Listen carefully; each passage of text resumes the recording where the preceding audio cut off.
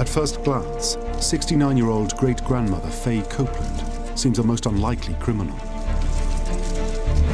But in November 1990, she takes the stand in a murder trial that shocks the state of Missouri. We didn't think Mom had anything to do with it. Faye Copeland and her 76-year-old husband, Ray, are accused of tricking 5 homeless drifters into an elaborate cattle rustling scam before murdering them. Well, you won't find no bodies. I think the community kind of found it hard to believe. It's a story of missing people, dark family secrets, and cold-blooded murder. The question the trial must answer: is Faye Copeland a killer or a victim herself?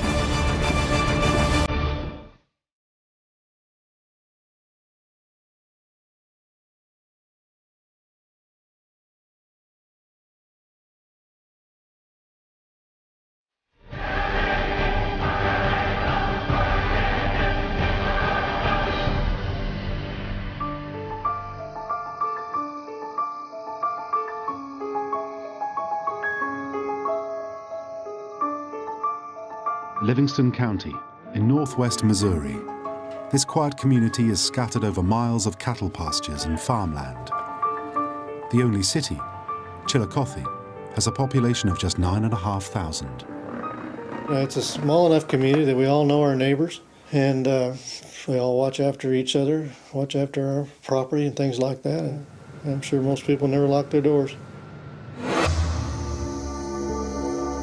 But in the fall of 1986, something menacing unsettles the people of this peaceful rural area.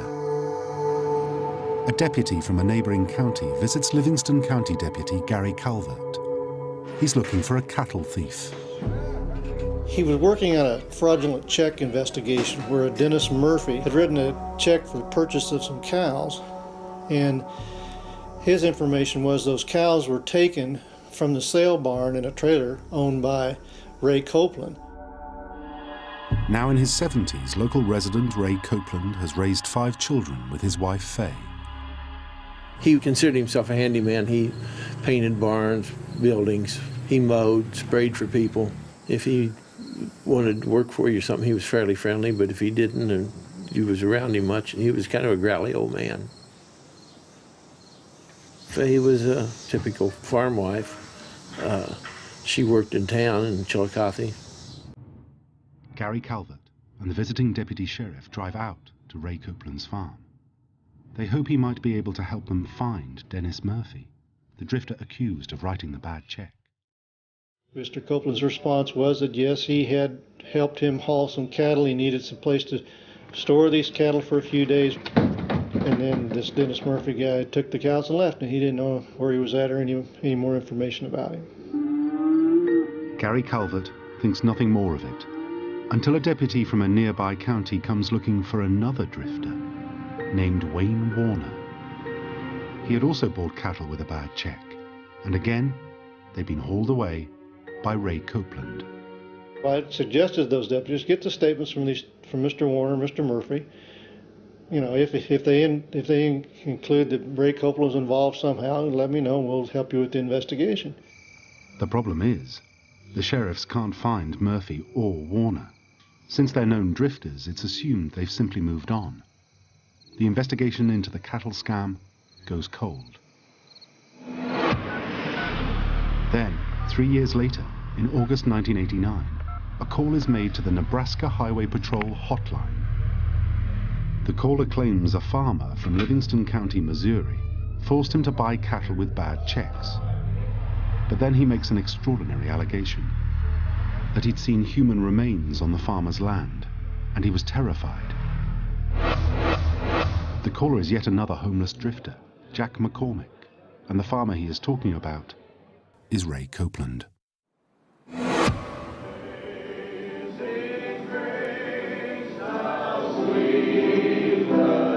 McCormick tells police he first met Ray Copeland at a church mission in Springfield, Missouri.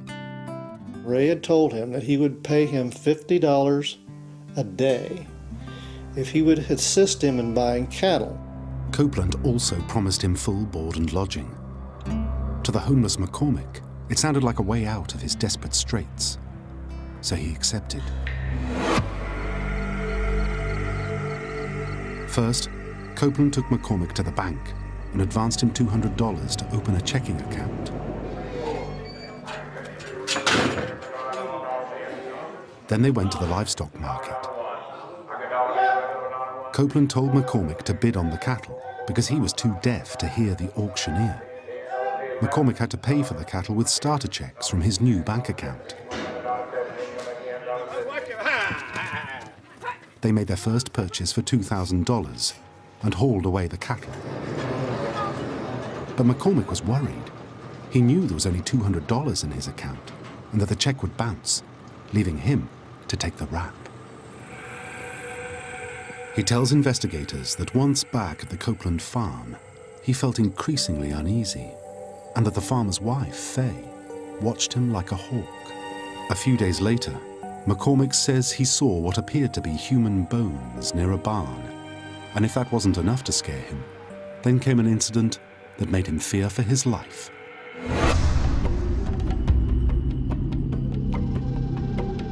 Ray had told him there was a raccoon in the barn, and he wanted to kill this raccoon, and he needed Jack's assistance. So Ray had a .22 rifle in his hand. They went out to the barn.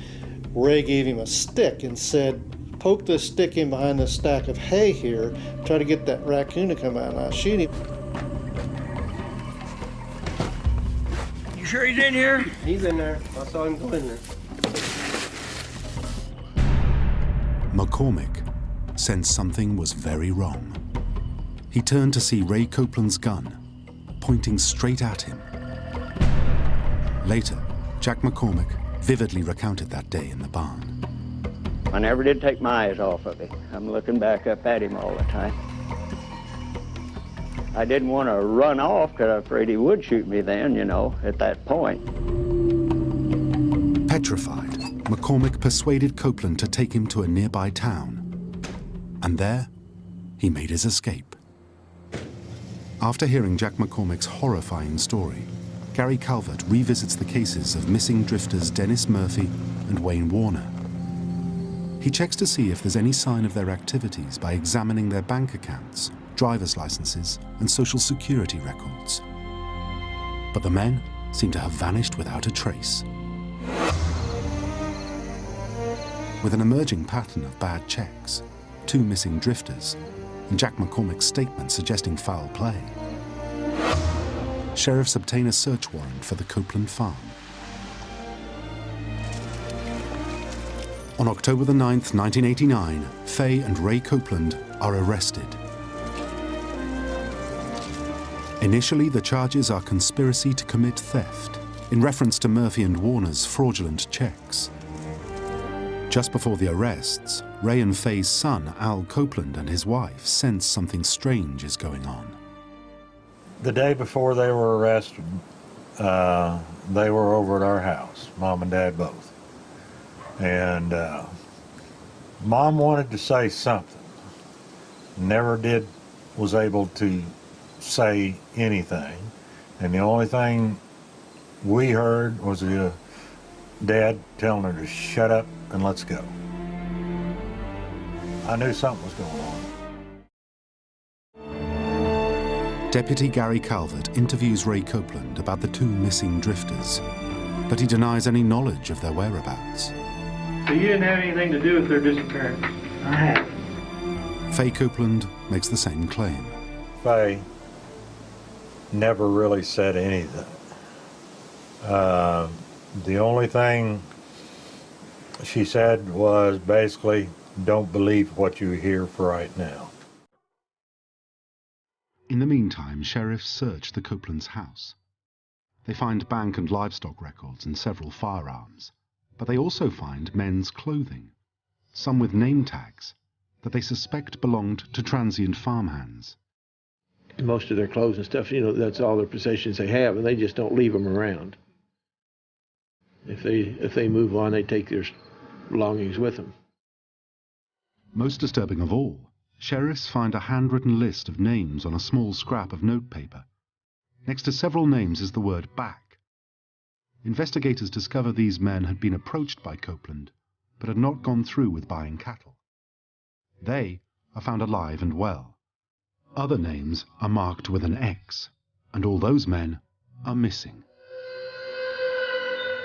Now, Gary Calvert suspects the unthinkable, that Ray and Faye Copeland have been killing drifters, and that perhaps this list of names is a record of what they'd done.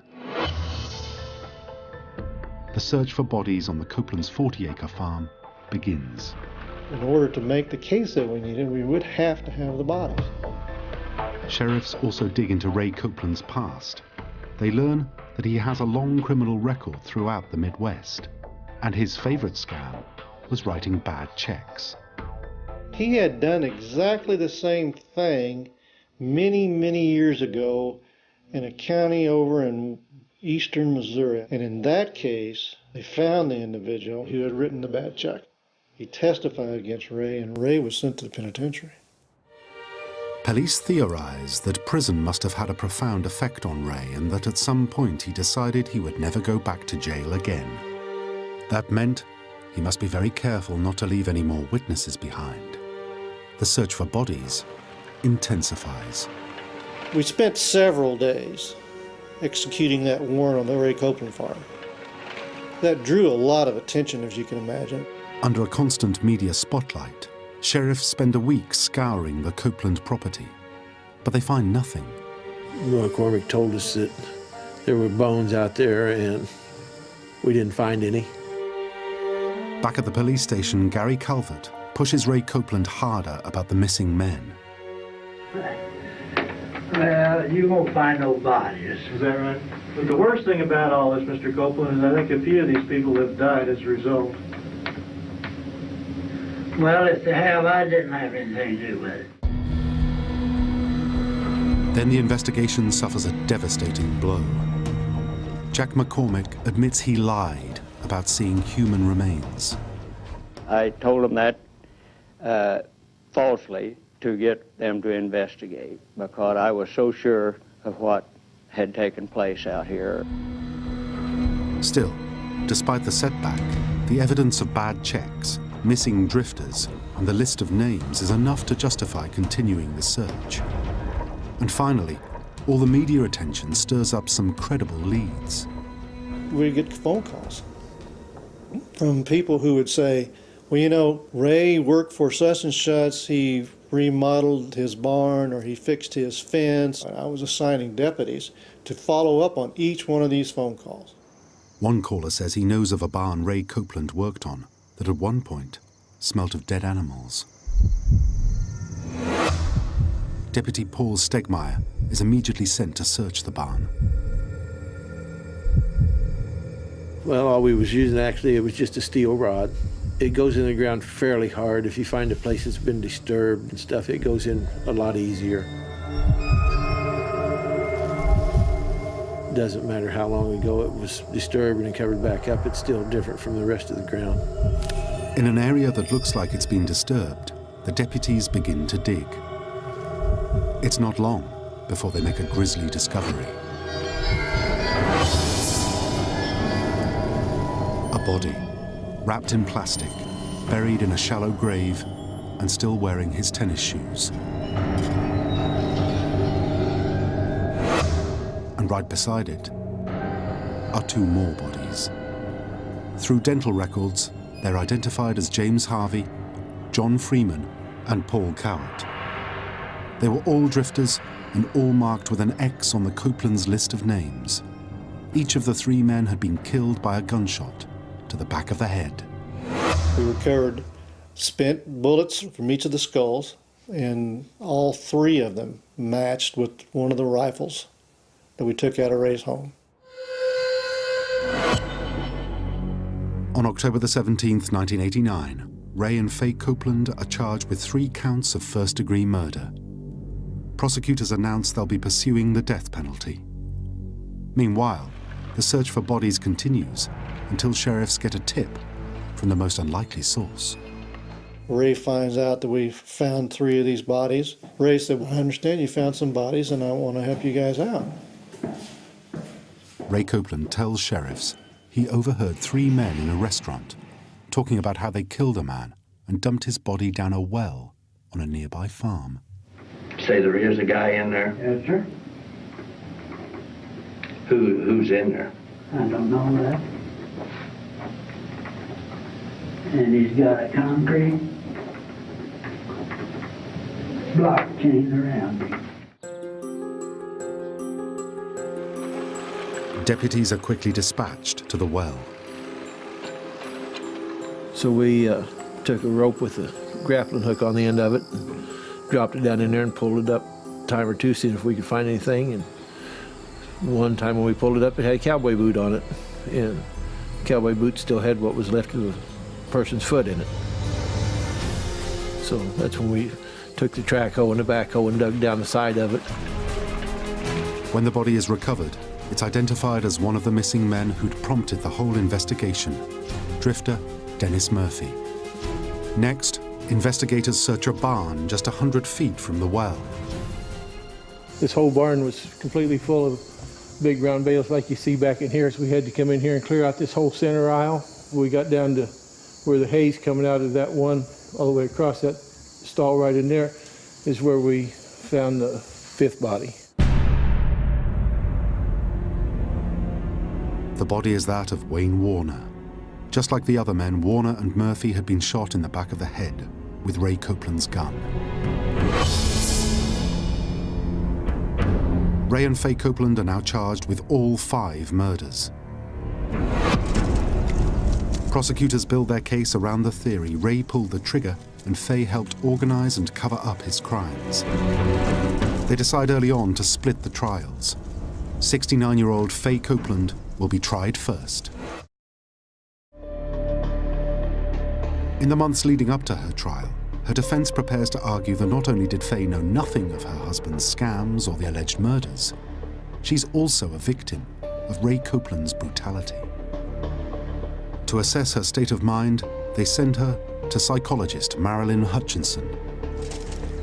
She came as a regular therapy client brought by the deputies, pretty much weekly, for about 9 months. She looked extraordinarily beaten down, a very, very sad, sad person.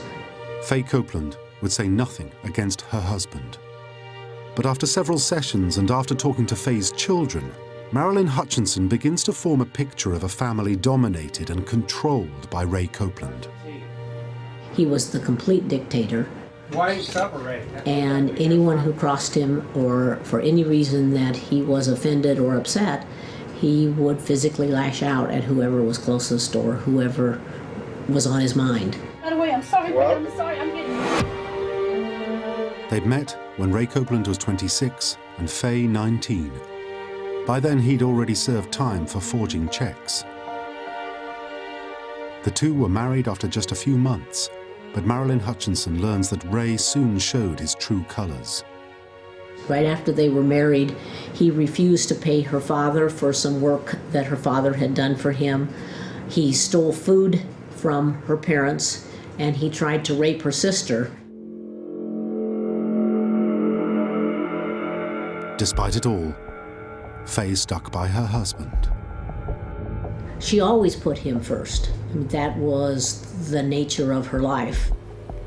Faye's son Al also suffered at the hands of his brutal father. He got mad at not being able to hammer a nail into a piece of wood. And I was in the wrong place at the wrong time. He beat me with a pair of metal calculators. I mean, that was commonplace for him. The only thing he had to do was stay out of his way. The 5 Copeland children left home as soon as they were old enough, but Faye stayed. You could see bruises on her, days that we would either come over and visit him or whatever.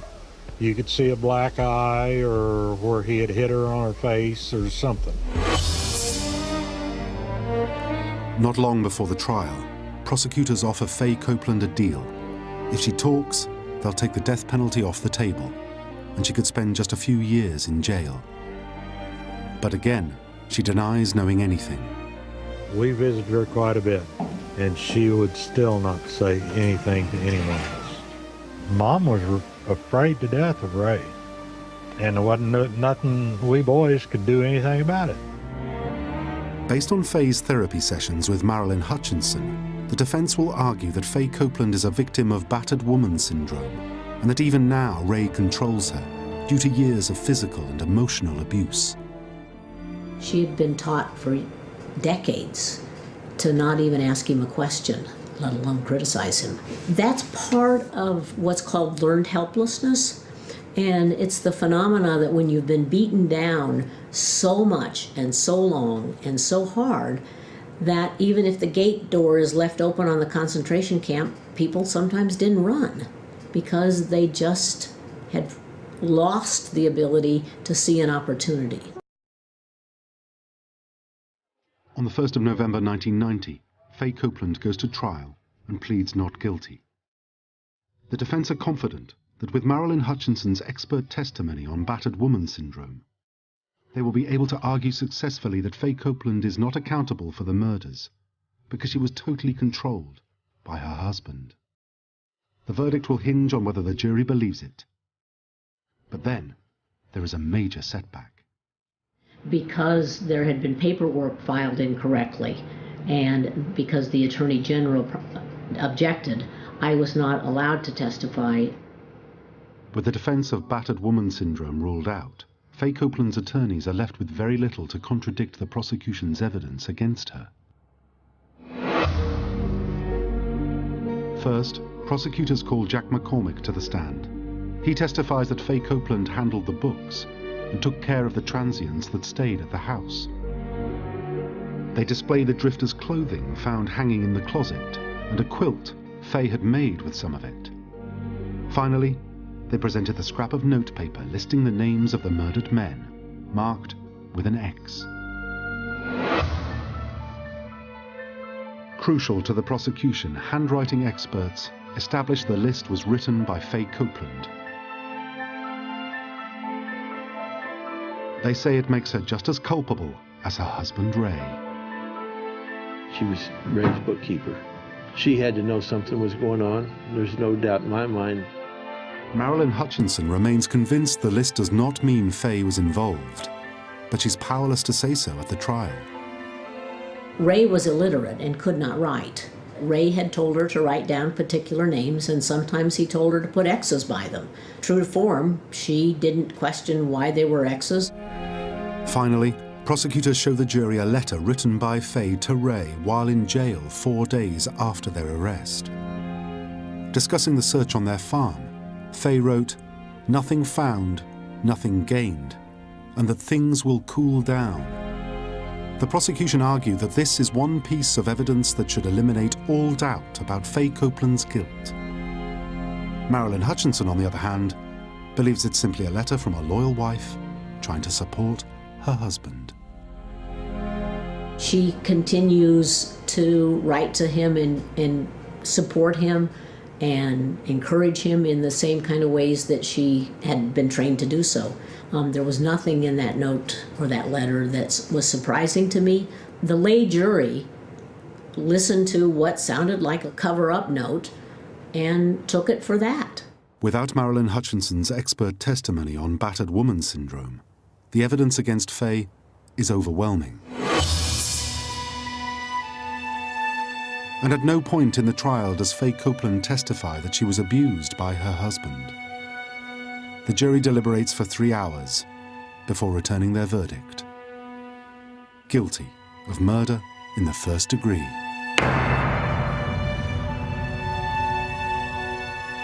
She always said she was innocent, that she didn't know what was going on or didn't have anything to do with it. The evidence, as far as I'm concerned, showed that she did. Faye Copeland is sentenced to death by lethal injection. On March the 7th, 1991, it's Ray Copeland's turn in court. The trial is almost an exact replica of Faye's, with overwhelming physical evidence. After a 10-day trial, the jury deliberates for just 2.5 hours. They find Ray Copeland guilty on all 5 counts of first-degree murder. He, too, is sentenced to death. But his sentence is never carried out. 2 years later, 78-year-old Ray Copeland dies of natural causes while awaiting execution. She loved him from the day they got married to the day he died. my love, the love of my life, and my kids. I will always be a love in my heart for him. After her husband's death, Faye Copeland would still say very little, but she does begin to open up about the way he'd treated her. In a 1999 appeal, her death sentence is commuted to life in prison based on undisclosed testimony on battered woman syndrome. Then in 2002, after serving 12 years, Faye Copeland suffers a stroke and is sent to a nursing home. She dies a year later, aged 82. I loved my mom.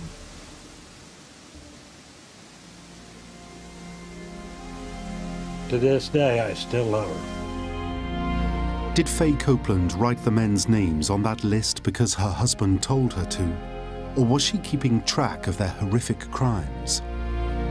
We'll never know how much she really knew, or whether she participated in the murders. And there are 3 more drifters known to have encountered the Copelands who are still missing. There's still a possibility there's some out here somewhere we just don't know. And it'd probably be an accident if anybody ever finds them.